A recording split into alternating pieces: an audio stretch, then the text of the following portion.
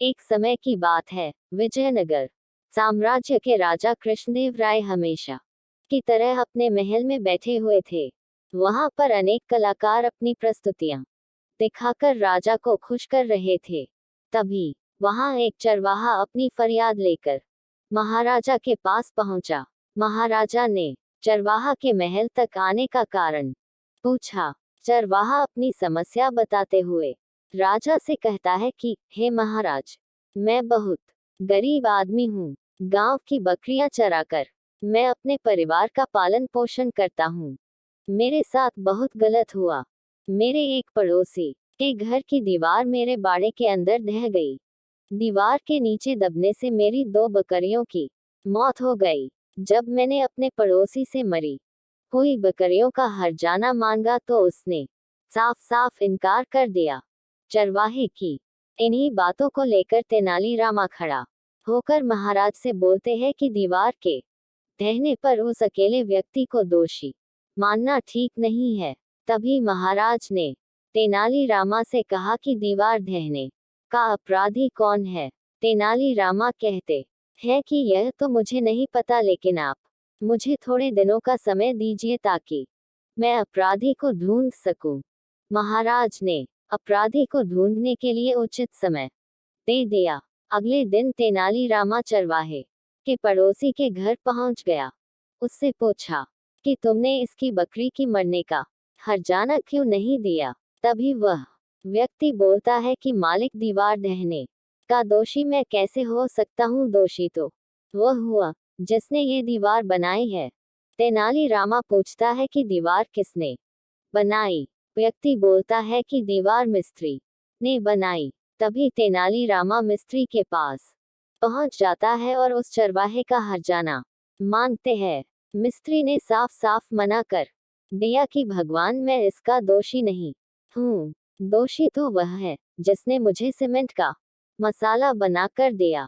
उसने उस मसाले में ज्यादा पानी डाल दिया, इसीलिए दीवार कमजोर बनी, जबकि मेरा काम सिर्फ उस दीवार में मसाला भरना था।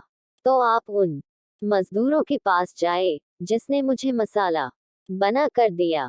तेनालीरामा उन मजदूरों के पास पहुंच जाते हैं और वही बात करते हैं कि चरवाहे का हर्जाना दीजिए। सारे मजदूरों ने हर्जाना देने से मना कर दिया और सभी मजदूर एक आवाज में बोले कि हमें बेकार में ही दोषी करार दिया जा रहा है। असली दोषी तो वहाँ है जिसने उस सीमेंट में पानी डाला था। तेनालीरामा ने कुछ सैनिकों को भेज कर पानी डालने वाले व्यक्तियों को लाने को कहा। थोड़ी देर में वे व्यक्ति भी उपस्थित हो जाते हैं। फिर से तेनालीरामा हर्जाने की बात करते हैं, लेकिन उन्होंने भी मना कर दिया। वे बोले कि हम इसके दोषी नहीं हैं।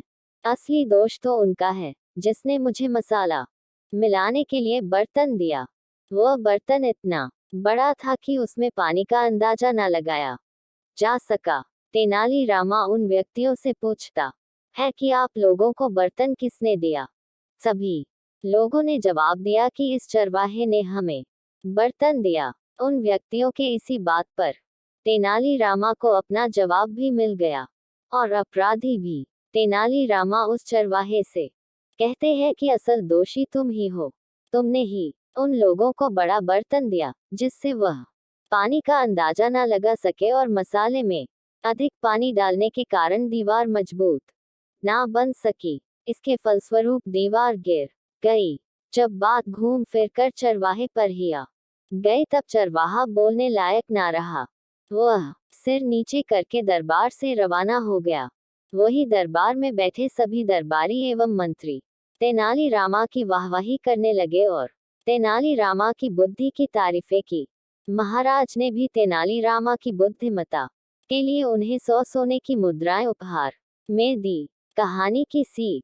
इस कहानी से हमें ये सीख मिलती है कि हमारे साथ हुई अनहोनी के लिए किसी अन्य व्यक्ति को दोषी ठहराना उचित नहीं। सच्चाई किसी से नहीं छुपती, एक ना एक दिन सामने जरूर ही आ जाती है। अगर आपको ये वीडियो अच्छा लगे तो एक लाइक कर देना, सब्सक्राइब कर देना और घंटी का बटन दबा देना।